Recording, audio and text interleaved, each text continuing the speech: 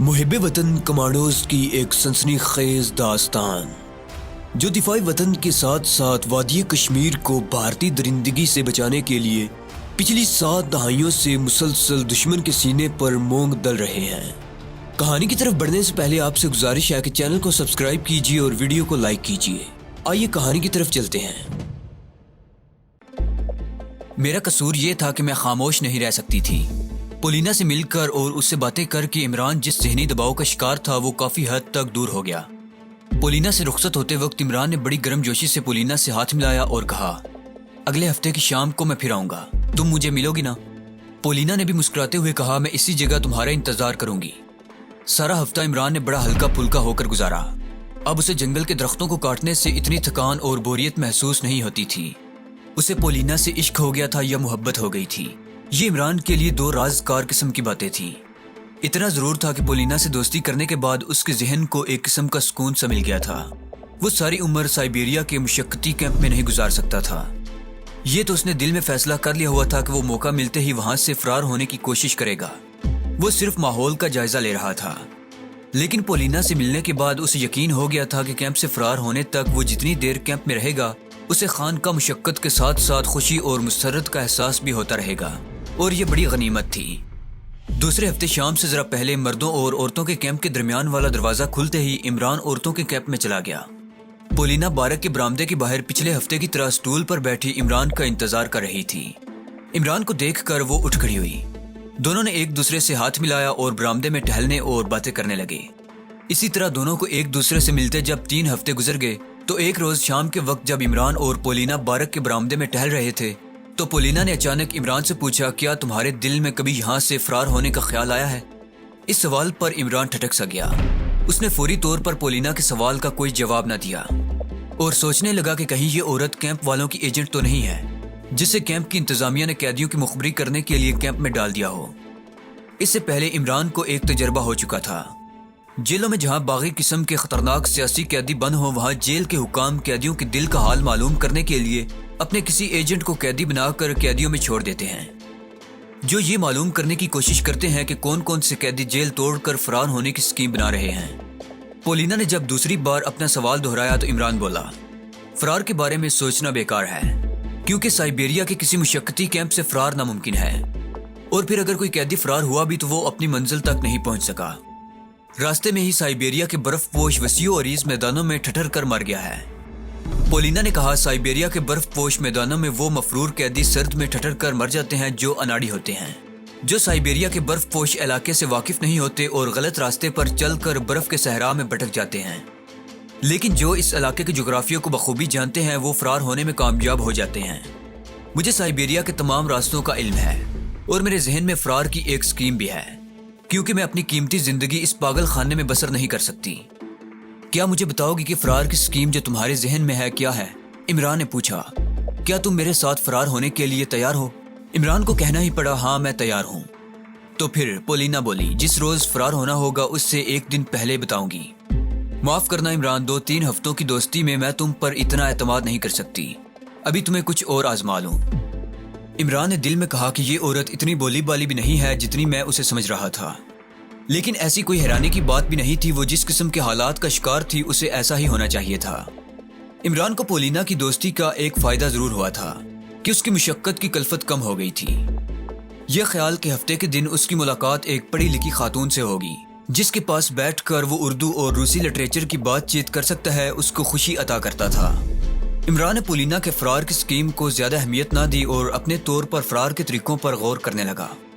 ایک بات واضح طور پر عیاں تھی کہ اسے سائبیریا کے اس مشقتی کیمپ سے پیدل ہی فرار ہونا پڑے گا، کیونکہ وہاں سواری کا کوئی ذریعہ نہیں تھا، نہ کوئی ٹرین چلتی تھی نہ کوئی ویگن چلتی تھی۔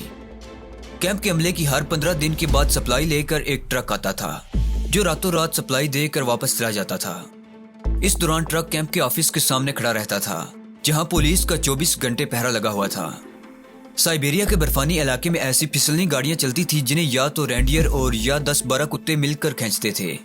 ایسی ایک کتا گاڑی مہینے کی پہلی دوسری تاریخ کو سرکاری ڈاک لے کر آتی تھی۔ ان کے علاوہ کیمپ کے آس پاس کبھی کوئی ریل گاڑی یا کتا گاڑی دیکھنے میں نہیں آتی تھی۔ عمران نے سب معلوم کر لیا تھا کہ فرار ہونے کے بعد اسے وہاں سے کس سمت کو جانا ہوگا اور کس طرف کا رخ نہیں کرنا ہوگا۔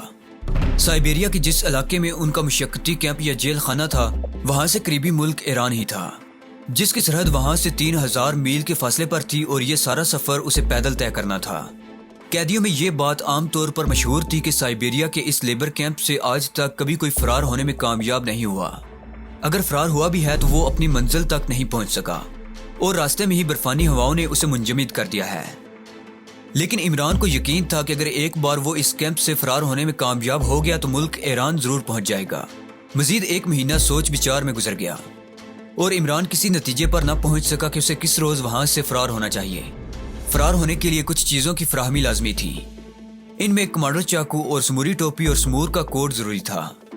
چاقو اس لیے کہ راستے میں برفانی ریچھ کسی بھی جگہ حملہ آور ہو سکتا تھا یا برفانی گیدڑ اس پر حملہ کر سکتے تھے اور خالی ہاتھوں سے وہ ان کا مقابلہ نہیں کر سکتا تھا۔ سمور کی ٹوپی اور سمور کا لمبا کوٹ اس لیے ضروری تھا کہ قطب شمالی کی تیز برفانی ہواؤں اور برف کے طوفانوں کا صرف یہی 2 چیزیں مقابلہ کر سکتی تھی۔ ان کا مقابلہ صرف عام گرم کوٹ یا چمڑے کی ٹوپی پہن کر نہیں کیا جا سکتا تھا، اس کے علاوہ خشک خوراک ساتھ لے جانے کی بھی ضرورت تھی۔ یہ چیزیں کیمپ میں پیدا کرنا ناممکن سی نظر آتی تھی۔ اس کے باوجود عمران اس کوشش میں لگا ہوا تھا کہ کسی طرح ان چیزوں کا بندوبست ہو جائے اور وہ وہاں سے فرار ہو جائے، کیونکہ وہ ایک عام قیدی نہیں تھا جس کی زندگی کا کوئی مقصد نہ ہو۔ اس کی زندگی کا ایک نصب العین تھا، ایک مقصد تھا اور وہ اس مقصد کو لے کر روس کے تجارتی جہاز میں سوار ہوا تھا۔ اپنے مقصد میں وہ کامیاب ضرور ہو گیا تھا، مگر یہ کامیابی اس وقت تک ادھوری تھی جب تک کہ وہ راز جو اس نے روس اور بھارت کے درمیان طے پائے جانے والے معاہدے کی خفیہ فائل سے اڑایا تھا اور جو اس کے پاس ابھی تک محفوظ تھا، پاکستان نہیں پہنچایا جاتا۔ یہ کام عمران کو اپنی جان دے کر بھی پورا کرنا تھا۔ اس دوران ہر ہفتے اس کی ملاقات پولینا سے ہوتی رہتی تھی۔ دونوں کچھ دیر بیٹھ کر باتیں کرتے، کچھ اپنی زندگی کی جھوٹی سچی باتیں عمران اسے سناتا، کچھ اپنی زندگی کی باتیں پولینا اسے سناتی۔ پولینا نے بتایا کہ اس کے ماں باپ مر چکے ہیں، وہ اپنے ماں باپ کی اکلوتی اولاد تھی اور یونیورسٹی کے ہاسٹل میں رہتی تھی۔ جب عمران نے اسے پوچھا کہ تم فرار ہونے کے بعد کہاں جاؤ گی تو وہ بولی جب تک روس میں بورس یلتسن کی حکومت قائم ہے میں روس واپس نہیں آ سکتی۔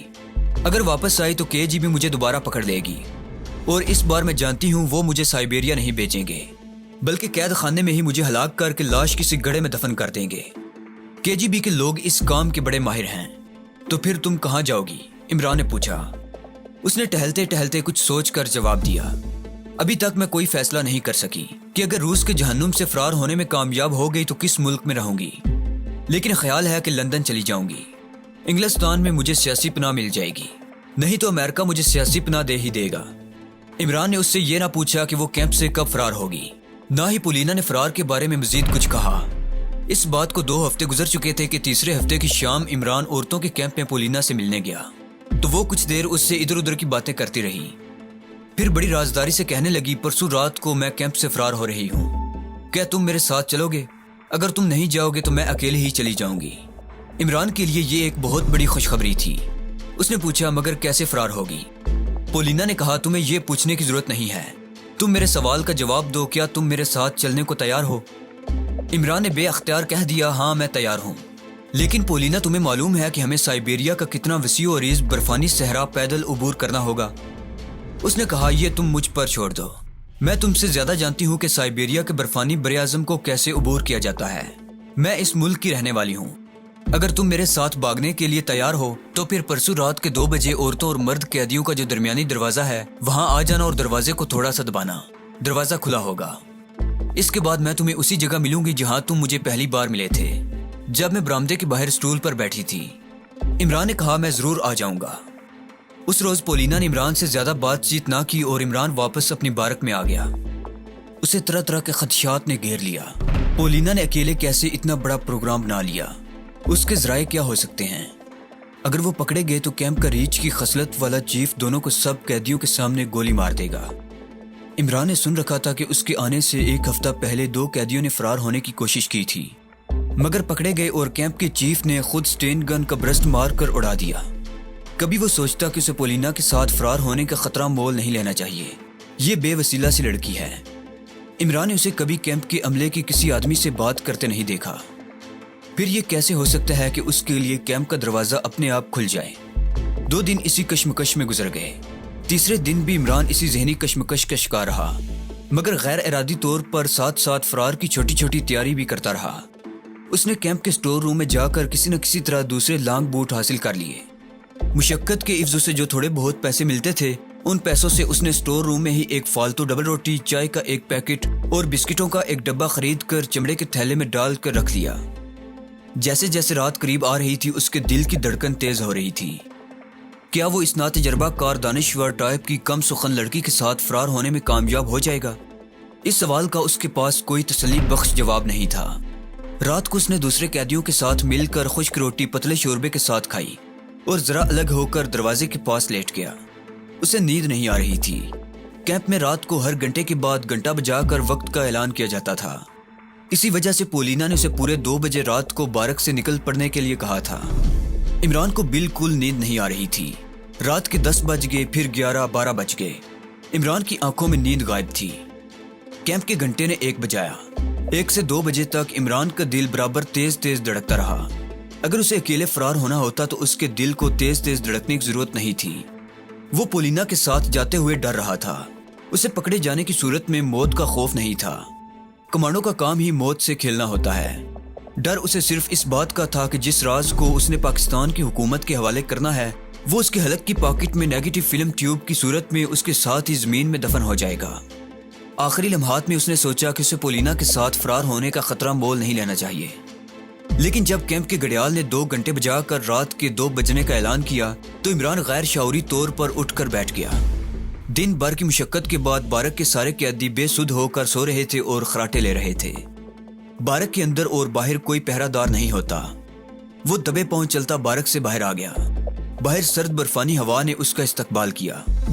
کیمپ کا احاطہ برفانی سرد رات کے اندھیرے میں ویران پڑا تھا۔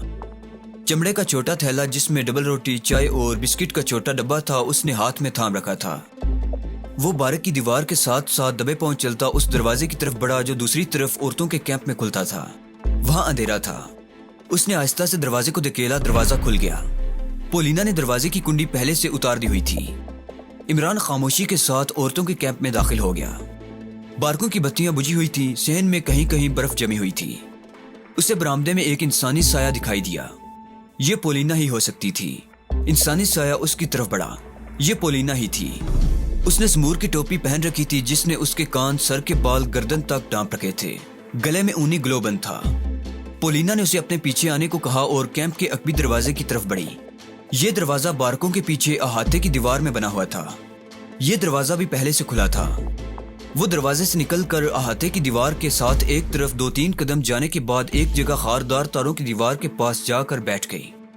یہاں خاردار تاروں میں پہلے ہی سے کسی نے گزر جانے کے لیے راستہ بنایا ہوا تھا۔ عمران حیران ہو رہا تھا کہ اس کیمپ میں جہاں پر سپاہی ایک جلاد کی طرح سنگ دل اور ظالم ہے، وہ کون تھا جو پولینا کی مدد کر رہا تھا۔ عمران نے پولینا کو کیمپ کے عملے میں سے کسی سے کبھی بات کرتے نہیں دیکھا تھا۔